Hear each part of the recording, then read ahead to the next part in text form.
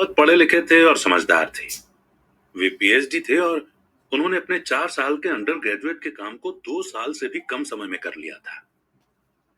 इसके बाद वे आगे पढ़ने के लिए Stanford university, university of Chicago और नॉर्थ वेस्टर्न यूनिवर्सिटी गए। और ये सब उन्होंने पूरी तरह से स्कॉलरशिप के सहारे ही किया। मेरे दूसरे डैडी 8th क्लास से आगे नहीं पढ़े थे। दोनों ही अपने करियर में सक्सेसफुल थे। दोनों ने जिंदगी भर मेहनत की थी। दोनों ने ही काफी पैसा कमाया था, पर उनमें से एक पूरी जिंदगी पैसे के लिए परेशान होता रहा। दूसरा हवाई के सबसे अमीर लोगों में से एक बन गया। एक के मरने पर उसके परिवार, चर्च और जरूरतमंद को करोड़ों की दौलत मिली। दूसरा अपने पीछे कर्ज छोड़कर मरा। मेरे दोनों डैडी इरादे के पक्के, चमत्कारी और प्रभावशाली थे। दोनों ने मुझे सलाह दी, पर उनकी सलाह एक जैसी नहीं थी। दोनों एजुकेशन पर बहुत जोर देते थे, पर उनके द्वारा बताए गए पढ़ाई के सब्जेक्ट्स अलग-अलग थे। अगर मेरे पास सिर्फ एक ही डैडी होते, तो मैं या तो उनकी सलाह मान लेता या फिर उसे ठुकरा देता। क्योंकि सलाह देने वाले दो थे, इसलिए मेरे पास दो बिल्कुल अलग-अलग विचार होते थे। एक अमीर आदमी का और दूसरा गरीब आदमी का। किसी भी एक विचार को सीधे-सीधे मान लेने या न मानने के बजाय मैं उनकी सलाह पर काफी सोचा करता था, उनकी तुलना करता था और फिर खुद के लिए फैसला किया करता था। समस्या ये थी कि अमीर डैडी अभी अमीर नहीं थे और गरीब डैडी अभी गरीब नहीं थे। दोनों ही अपना करियर शुरू कर रहे थे और दोनों ही दौलत और परिवार के लिए मेहनत कर रहे थे। पर पैसे के बारे में दोनों के विचार और नजरिए एकदम अलग थे। एग्जाम्पल के तौर पर एक डैडी कहते थे कि पैसे का मोह ही सभी बुराइयों की जड़ है, जबकि दूसरे डैडी कहा करते थे पैसे की कमी ही सभी बुराइयों की जड़ है। जब मैं छोटा था तो मुझे दोनों डैडियों की अलग-अलग सलाह से दिक्कत होती थी। एक अच्छा बच्चा होने के नाते मैं दोनों की बातें सुनना चाहता था। परेशानी ये थी कि दोनों एक जैसी बातें नहीं कहते थे। उनके विचारों में जमीन आसमान का फर्क था। पैसे के मामले में मैं काफी लंबे समय तक ये सोचा करता कि उनमें से किसने क्या कहा और क्यों कहा और उसका नतीजा क्या होगा। मेरा बहुत सा समय सोच विचार में ही गुजर जाता था। मैं खुद से बार बार इस तरह के सवाल पूछा करता, उन्होंने ऐसा क्यों कहा? और फिर दूसरे डैडी की कही गई बातों के बारे में भी इस तरह के सवाल पूछना। काश मैं ये बोल सकता कि हाँ वे बिल्कुल सही है, मैं उनकी बातों से पूरी तरह से सहमत हूँ। ये कहकर मैं सीधे उनकी बात ठुकरा सकता था, मुझे कुछ भी नहीं पता कि वो क्या कह रहा है। सोचने पर इस तरह सोचना मेरी आदत नहीं है, जो आगे चलकर मेरे लिए बहुत फायदेमंद साबित है। अगर मैं एक ही तरह से सोच पाता तो ये मेरे लिए इतना फायदेमंद है। पैसों का सब्जेक्ट स्कूल में नहीं बल्कि घर पर पढ़ाया जाता है। शायद इसीलिए अमीर लोग और ज्यादा अमीर होते जाते हैं, जबकि गरीब और ज्यादा गरीब होते जाते हैं और मिडिल क्लास कर्ज में डूबा रहता है। उनमें से ज्यादातर लोग पैसे के बारे में अपने माता पिता से सीखते हैं। कोई गरीब पिता अपने बच्चों को पैसे के बारे में क्या सिखा सकता है? वो सिर्फ इतना ही कह सकता है कि स्कूल जाओ और मेहनत से पढ़ो। हो सकता है वो बच्चा अच्छे नंबरों से कॉलेज की पढ़ाई पूरी करे, फिर भी पैसे के मामले में उसकी मानसिकता और उसके सोचने का ढंग एक गरीब आदमी जैसा ही बना रहेगा। ये सब उसने तब सीखा था जब वो छोटा बच्चा था। पैसों का टॉपिक स्कूलों में नहीं पढ़ाया जाता। स्कूलों में एकेडमिक और प्रोफेशनल स्किल्स पर जोर दिया जाता है, ना कि पैसों से जुड़े स्किल। इससे ये साफ हो जाता है कि जिन स्मार्ट बैंकर्स, डॉक्टर्स और अकाउंटेंट्स के स्कूल में अच्छे नंबर आते हैं, वे जिंदगी भर पैसे के लिए संघर्ष क्यों करते हैं। हमारे देश पर जो भारी कर्ज अदा हुआ है, वो भी काफी हद तक उन बेहद पढ़े लिखे राजनेताओं और गवर्नमेंट ऑफिसर्स के कारण हुआ है, जो इकोनॉमिक पॉलिसी बनाते हैं। और मजे की बात यह है कि वो पैसों के बारे में बहुत कम जानते हैं। मैं अक्सर नई सदी में आने वाली समस्याओं के बारे में सोचता हूँ। तब क्या होगा जब हमारे पास ऐसे करोड़ों लोग होंगे जिन्हें फाइनेंशियल और मेडिकल हेल्प की जरूरत होगी।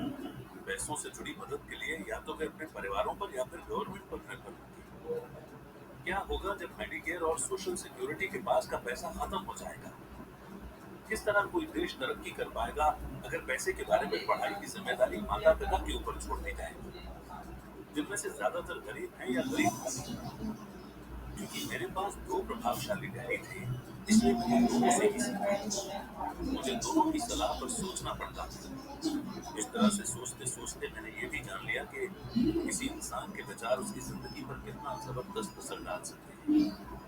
एग्जाम्पल के तौर पर एक डैडी को ये कहने की आदत थी, मैं इसे नहीं खरीद सकता। दूसरे डैडी इन शब्दों के इस्तेमाल से जुड़ते थे। वे जोर देकर कहा करते थे कि मुझे इसके बजाय ये कहना चाहिए कि मैं इसे कैसे खरीद सकता हूँ। पहला सेंटेंस नेगेटिव है और दूसरा सवाल उठाने वाला है। पहले में बात खत्म हो जाती है, दूसरे में आप सोचने के लिए मजबूर हो जाते हैं। मेरे जल्द ही अमीर बनने वाले डैडी ने मुझे समझाया कि जब हम कहते हैं कि मैं इसे नहीं खरीद सकता, तो हमारा दिमाग काम करना बंद कर देता है। इसके बजाय जब हम ये सवाल पूछते हैं कि मैं इसे कैसे खरीद सकता हूँ, तो हमारा दिमाग काम करने लगता है। उनका ये मतलब नहीं था कि आपका जिस चीज पर दिल आ जाए उसे खरीदिए। वे लगभग दीवार तक अपने दिमाग को कसरत करवाना चाहते थे, क्योंकि उनके ख्याल से दिमाग दुनिया का सबसे ताकतवर कंप्यूटर है। मेरा दिमाग हर रोज तेज होता जाता है, क्योंकि मैं इसकी कसरत करता रहता हूँ। ये जितना तेज होता जाता है, मैं इसकी मदद से उतना ही ज्यादा पैसा कमा सकता हूँ। उनका मानना था कि ये कहना कि मैं इसे नहीं खरीद सकता दिमागी आलस की पहचान है। हालांकि दोनों ही डैडी अपने काम में कड़ी मेहनत करते थे। पर मैंने देखा कि पैसे के मामले में एक डैडी की आदत ये थी कि वे अपने दिमाग को सुला देते थे, और दूसरे डैडी अपने दिमाग की लगातार कसरत करवाते थे। और इसका लॉन्ग टर्म नतीजा ये हुआ कि एक डैडी फाइनेंशियल रूप से बहुत अमीर होते चले गए, जबकि दूसरे डैडी लगातार कमजोर होते गए। इसे इस तरह से समझें कि एक इंसान हर रोज एक्सरसाइज करने के लिए जिम जाता है, जबकि दूसरा इंसान अपने सोफे पर बैठकर टीवी देखता रहता है। शरीर की सही एक्सरसाइज से आप ज्यादा हेल्दी हो सकते हैं, और दिमाग की सही एक्सरसाइज से आप ज्यादा अमीर हो सकते हैं। आलस से सेहत और पैसा दोनों का नुकसान होता है। मेरे दोनों डैडियों की मेंटालिटी में जमीन आसमान का फर्क था। पुअर डैडी की सोच थी कि अमीरों को ज्यादा टैक्स देना चाहिए, ताकि बेचारे गरीबों को ज्यादा फायदा मिल सके। जबकि अमीर डैडी कहते थे कि टैक्स उन लोगों को सजा देता है जो कुछ प्रोड्यूस करते हैं, और उन लोगों को इनाम देता है जो प्रोड्यूस नहीं करते। पुअर डैडी सिखाते थे कि मेहनत से पढ़ो, ताकि तुम्हें किसी अच्छी कंपनी में जॉब मिल जाए। जबकि अमीर डैडी की सीख ये थी कि मेहनत से पढ़ो, ताकि तुम्हें किसी अच्छी कंपनी को खरीदने का मौका मिल जाए।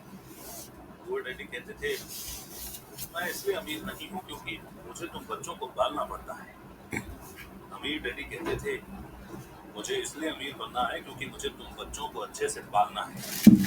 अमीर डैडी डिनर के टेबल पर पैसे और बिजनेस के बारे में बात करने के लिए हमेशा एनकरेज करते थे। पुअर डैडी खाना खाते समय पैसों की बातें करने के लिए मना करते थे।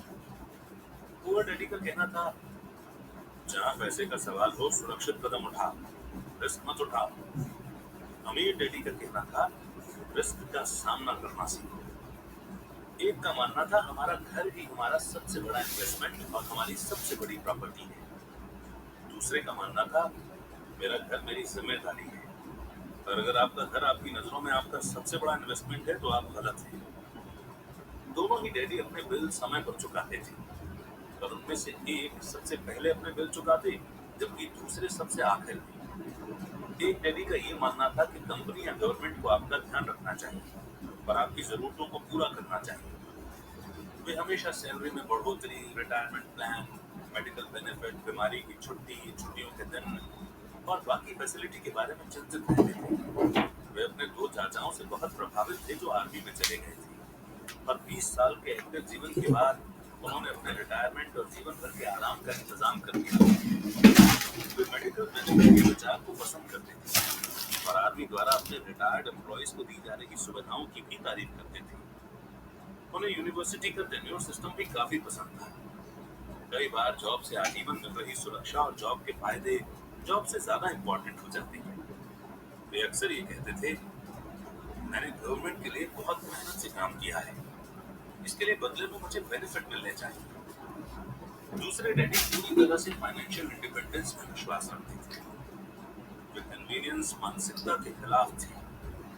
वे ये मानते थे कि इस तरह की मानसिकता कमजोर और फाइनेंशियल रूप से जरूरतमंद बनाती है। उनका पक्का विश्वास था कि आदमी को फाइनेंशियल रूप से काबिल होना चाहिए। एक डैडी कुछ डॉलर बचाने के लिए परेशान थे, दूसरे डैडी एक के बाद एक इन्वेस्टमेंट करते थे। एक डैडी ने मुझे बताया कि अच्छी जॉब तलाशने के लिए अच्छा सा बायोडाटा कैसे लिखा जाए। दूसरे डैडी ने मुझे ये सिखाया कि कैसे मजबूत बिजनेस और फाइनेंशियल प्लान्स लिखे जाएं, जिससे मैं किसी दूसरे को जॉब दे सकूं। दो प्रभावशाली डैडियों के साथ रहने के कारण मुझे एनालाइज करने का मौका मिला कि उनके विचारों का मेरे जीवन पर कितना असर हो रहा है। मैंने पाया कि दरअसल लोग अपने विचारों से ही अपने जीवन को दिशा देते हैं। एग्जाम्पल के तौर पर मेरे गरीब डैडी हमेशा कहा करते थे, मैं कभी अमीर नहीं बन पाऊंगा, और उनकी भविष्यवाणी से ही साबित हुई। दूसरी तरफ मेरे अमीर डैडी हमेशा खुद को अमीर समझते थे। वे इस तरह की बातें करते थे, मैं अमीर हूँ और अमीर लोग ऐसा नहीं करते। एक बड़े फाइनेंशियल झटके के बाद जब वे दिवालिया होने के कगार पर थे, तब भी वे खुद को अमीर आदमी ही कहते थे। वे अपने सपोर्ट में ये कहते थे कि गरीब ना होने और पैसे ना होने में फर्क होता है। पैसे पास में ना होना एक टेम्पररी कंडीशन है, जबकि गरीबी परमानेंट है। मेरे गरीब डैडी ये भी कहते थे कि मेरी पैसे में कोई रुचि नहीं है, या पैसा इम्पोर्टेंट नहीं है। मेरे अमीर डैडी हमेशा कहा करते थे कि पैसे में बहुत ताकत है। हो सकता है कि हमारे विचारों की ताकत को कभी मापा न जा सके, या फिर उन्हें पूरी तरह से समझा न जा सके। फिर भी बचपन में ही मैं ये समझ गया था कि हमें अपने विचारों पर ध्यान देना चाहिए, और अपने एक्सप्रेशंस पर भी। मैंने देखा कि मेरे गरीब डैडी इसलिए गरीब नहीं थे क्योंकि वे कम कमाते थे, बल्कि इसलिए गरीब थे क्योंकि उनके विचार और काम गरीबों की तरह थे। दो डैडी होने के कारण बचपन से ही मैं इस बारे में बहुत सावधान हो चला था कि मैं किस तरह की सोच अपनाऊं, मैं किसकी बात मानूं, अपने अमीर डैडी की या अपने गरीब डैडी की। हालांकि दोनों ही एजुकेशन और नॉलेज को बहुत इंपॉर्टेंट मानते थे, पर क्या सीखा जाए इस बारे में दोनों की अलग अलग राय थी। एक चाहते थे कि मैं पढ़ाई में कड़ी मेहनत करूं, डिग्री लूं और पैसे कमाने के लिए अच्छी सी जॉब ढूंढूं। वे चाहते थे कि मैं एक प्रोफेशनल ऑफिसर, वकील या अकाउंटेंट बन जाऊं, या एमबीए करूं। दूसरे डैडी मुझे एनकरेज करते थे कि मैं अमीर बनने का राज सीखूं, ये समझ लूं कि पैसा किस तरह काम करता है, और ये जान लूं कि इससे अपने लिए कैसे काम लिया जाता है। मैं पैसे के लिए काम नहीं करता था। इन शब्दों को वो बार बार दोहराया करते थे, पैसा मेरे लिए काम करता है।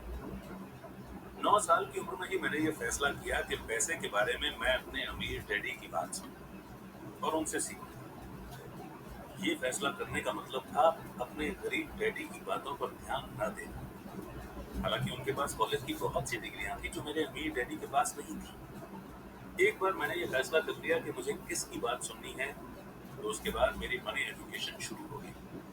मेरे अमीर डैडी ने मुझे 30 साल से भी ज्यादा समय तक सिखाया, जब तक कि मेरी उम्र 39 साल की नहीं हो गई, और इसके बाद उन्होंने सिखाना बंद कर दिया। उन्होंने ये देख लिया था कि मैं वो सब समझ चुका हूँ जो मेरी मोटी बुद्धि में भरने की वो कोशिश कर रहे थे। पैसा एक तरह की ताकत है, पर इससे भी बड़ी ताकत है फाइनेंशियल एजुकेशन। पैसा तो आता जाता रहता है, पर अगर आप ये जानते हैं कि पैसा किस तरह से काम करता है, तो आप ज्यादा ताकतवर हो जाते हैं। आप डॉलर कमाना शुरू कर सकते हैं। सिर्फ पॉजिटिव थिंकिंग से ही समस्या हल नहीं हो सकती, क्योंकि ज्यादातर लोग स्कूल में पढ़ते हैं और वहाँ ये कभी नहीं सीख पाते कि पैसा किस तरह से काम करता है।